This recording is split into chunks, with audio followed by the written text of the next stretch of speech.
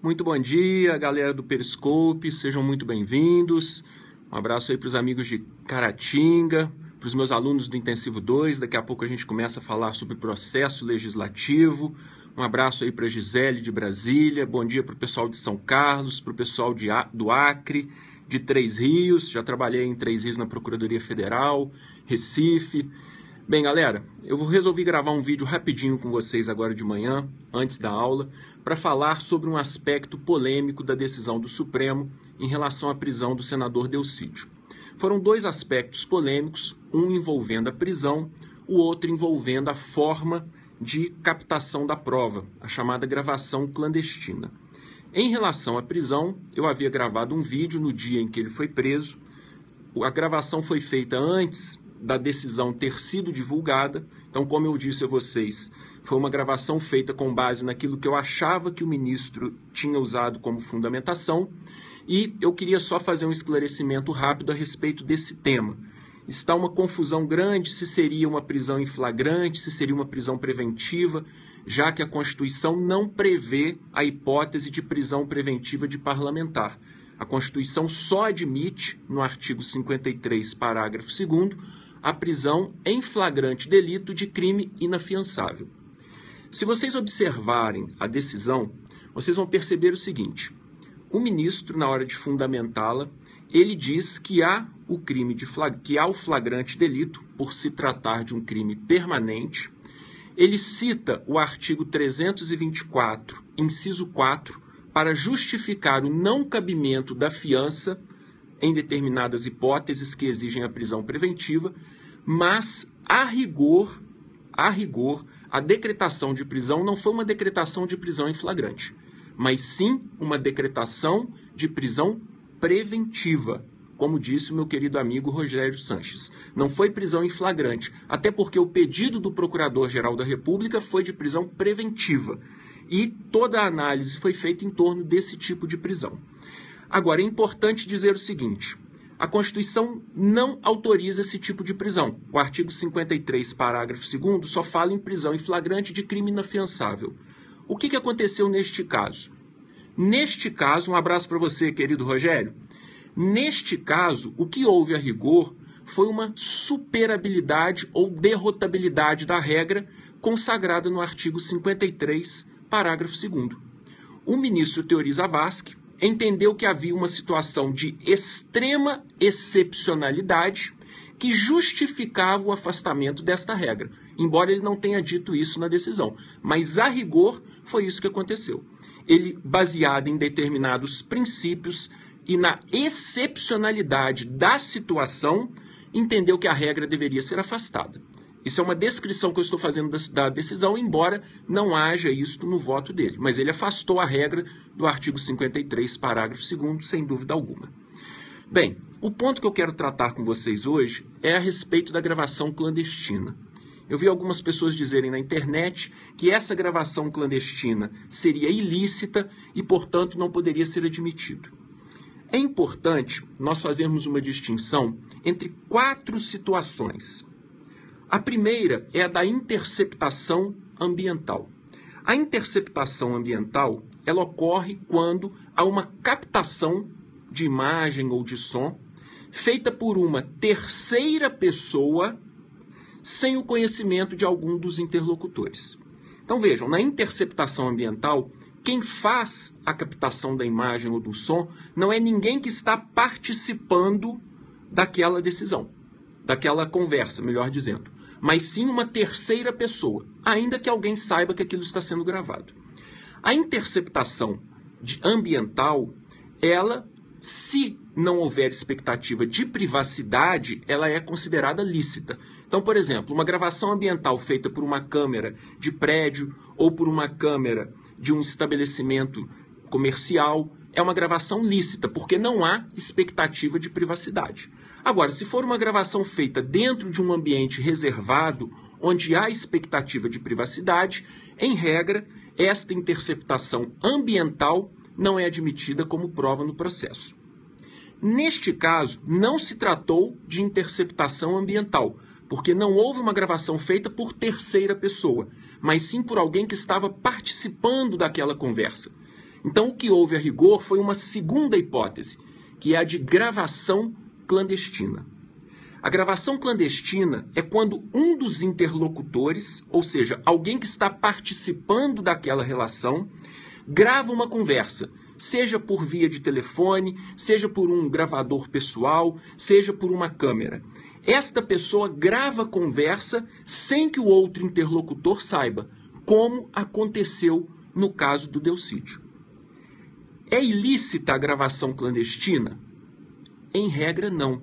A jurisprudência do Supremo Tribunal Federal entende que a gravação clandestina não é ilícita, como regra.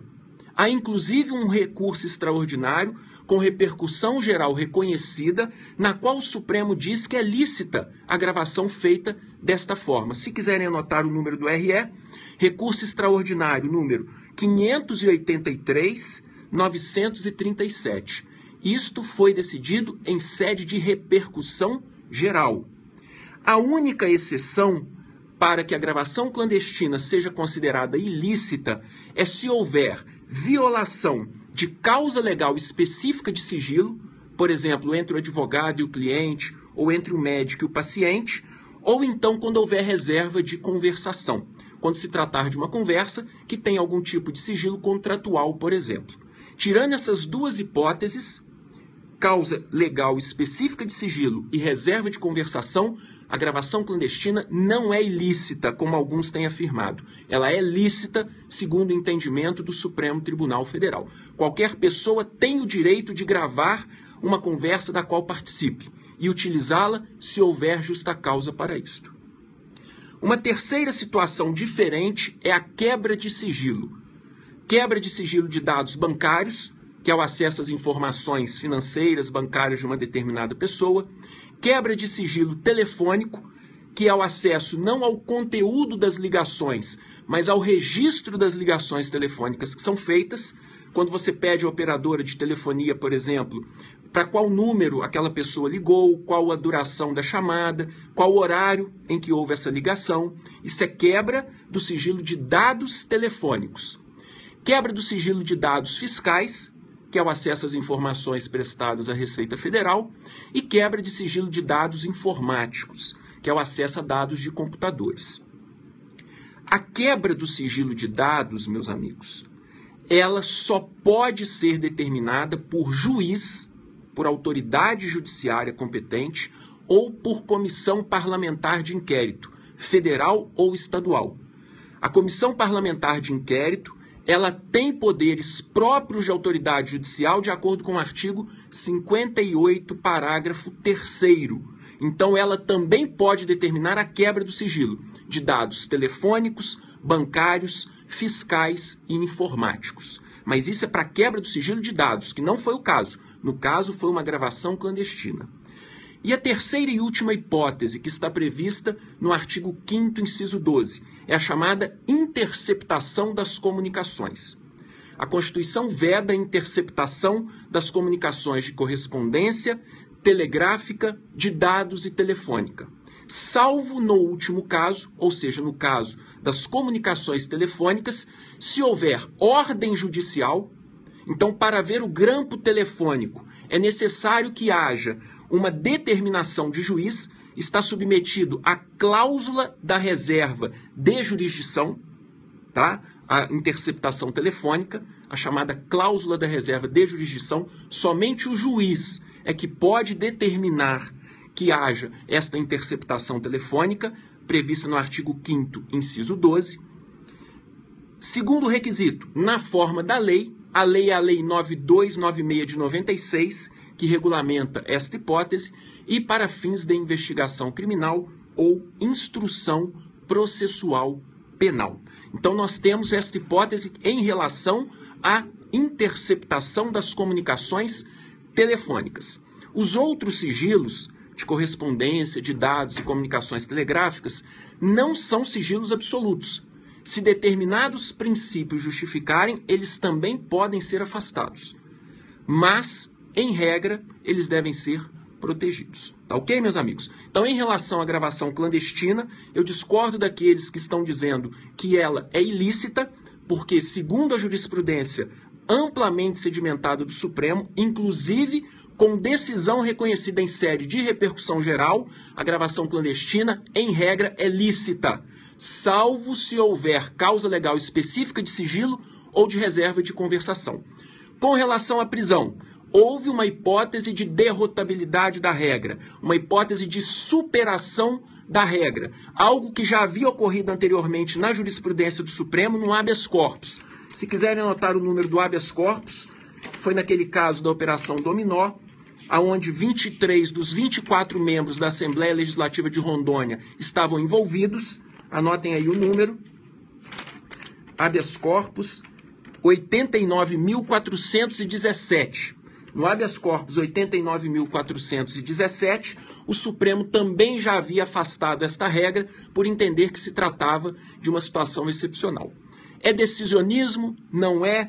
Houve uma decisão inconstitucional? Não houve. Isso daí cada um vai ter a sua opinião. Alguns entendem que nesse caso não haveria uma situação excepcional a justificar o afastamento da regra, outros entenderiam que sim. A meu ver, há sim motivos suficientes para justificar uma situação excepcional e afastar a aplicação da regra neste caso específico. A meu ver, não se trata de uma decisão inconstitucional, embora ela possa ser questionada em face da literalidade do texto. Beleza, meus amigos? Ficamos por aqui então. Um grande abraço para todos vocês. Pessoal do Intensivo 2, nos vemos agora na aula ao vivo. Até mais. Abração, galera. Valeu, obrigado.